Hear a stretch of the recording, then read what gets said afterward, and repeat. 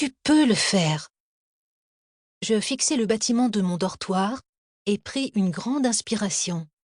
Mais malgré mes encouragements intérieurs, mes pieds ne bougeaient toujours pas. Jusqu'à ce qu'un corps robuste entre en collision avec le mien et m'envoie valdinguer. « Merde, désolé », dit le type en me saisissant doucement les épaules. Je le repoussai. « Tu as des yeux, faut t'en servir !»« Bon sang !»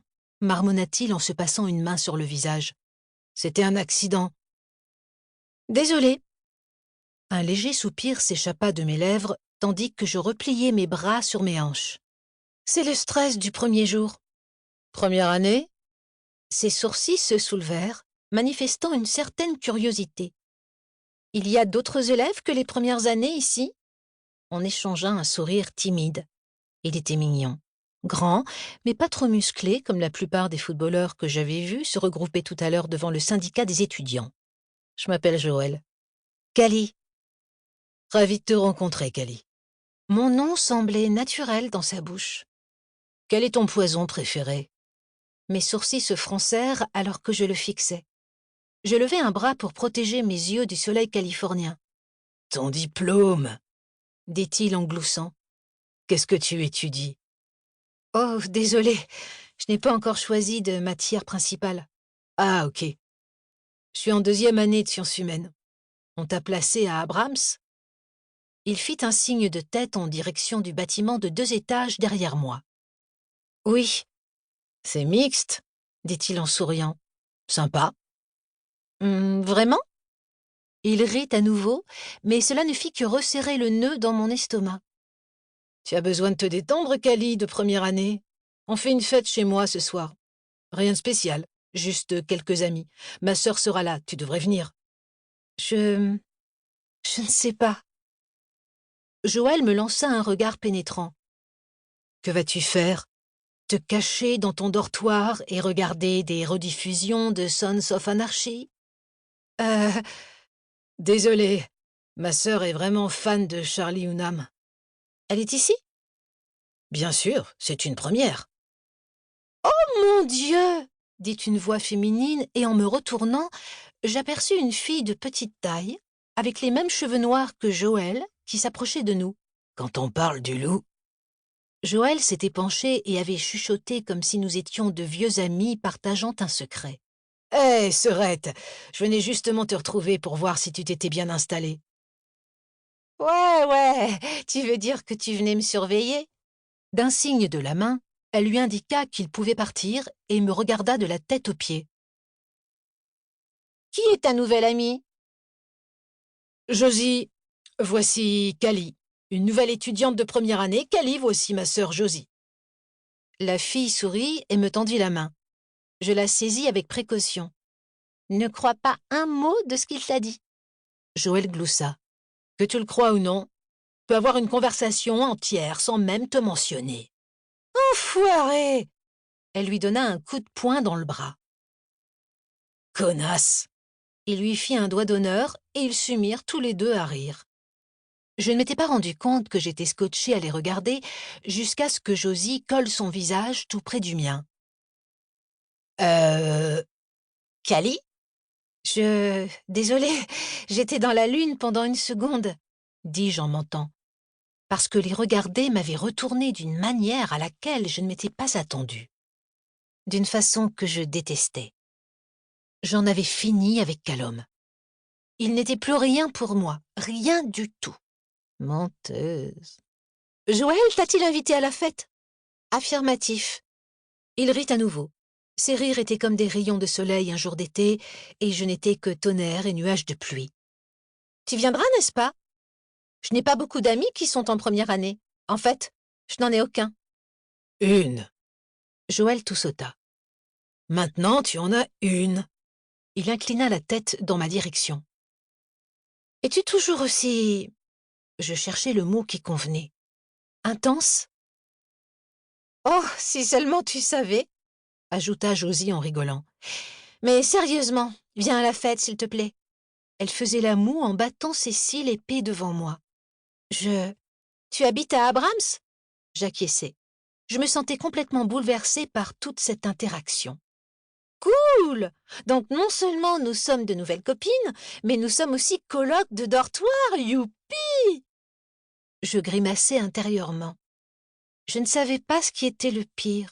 Ne pas avoir d'amis et passer le semestre en mode ermite dans mon dortoir, ou bien voir Josie et Joël me proposer de devenir leur ami avec un peu trop d'insistance. Ok, Joss, je crois qu'on lui fait peur. Ils sont juste sympas, me dis-je en me reprochant ma réaction. En fait, une fête, c'est une bonne idée. Les mots semblaient être coincés dans ma gorge. Ah oui? Ses yeux s'illuminèrent, et l'espace de quelques secondes, je crus y voir qu'il était intéressé par moi. Génial! Josie glissa son bras dans le mien. On peut se préparer toutes les deux et se prendre un petit verre ensemble avant la fête, enfin, si ça te dit. Je ne bois pas. Pas de souci. Tu peux prendre du soda et je boirai les choses intéressantes. Elle me fit un clin d'œil. À plus tard, J. Joël acquiesça. C'était sympa de faire ta connaissance, Kelly. Idem. Eh bien, je suppose que je te verrai ce soir. Il commença à s'éloigner en reculant, un sourire niais aux lèvres. Oh mon Dieu! Josie me pinça le bras à la seconde où son frère se trouva hors de vue. Quoi? Mon frère, un faible pour toi. C'est ridicule. On a parlé pendant 5 minutes, il n'a pas... Je connais mon frère et je sais comment il se comporte et il t'aime bien. Une étrange sensation m'envahit. Une partie de moi était flattée à l'idée que je puisse plaire à un étranger, à un gars aussi mignon que Joël, mais l'autre partie de moi était encore trop brisée pour y prêter attention. Cette année va être tellement chouette, poursuivit Josie. Je le sens déjà. Je lui répondis en murmurant vaguement, parce que cette année aurait dû être chouette. Mais mon monde avait été bouleversé et j'avais passé les 8 derniers mois dans un état taciturne permanent. Avec tout ce qui s'était passé, c'était même un miracle que je sois là.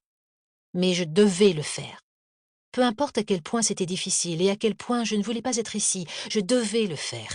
Si je ne le faisais pas pour moi, alors je devais le faire pour elle.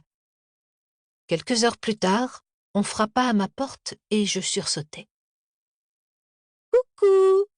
Josie me regarda fixement quand je lui ouvris.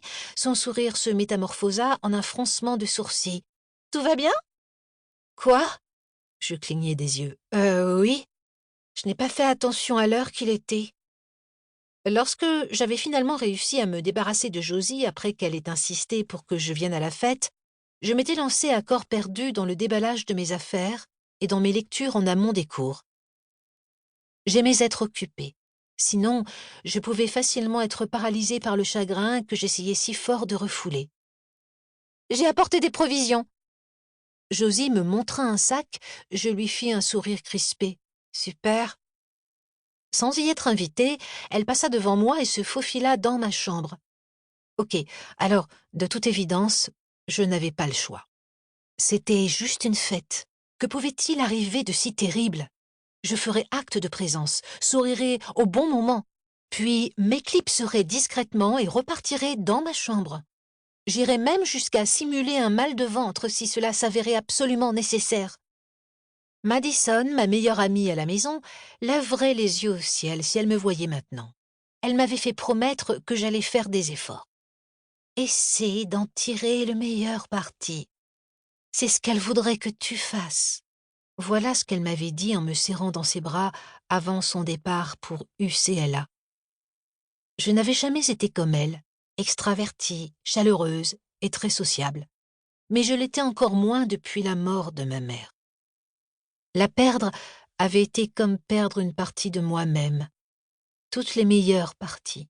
Maintenant, je sentais qu'il me manquait quelque chose, comme un navire sans ancre, à la dérive, dans des eaux inconnues.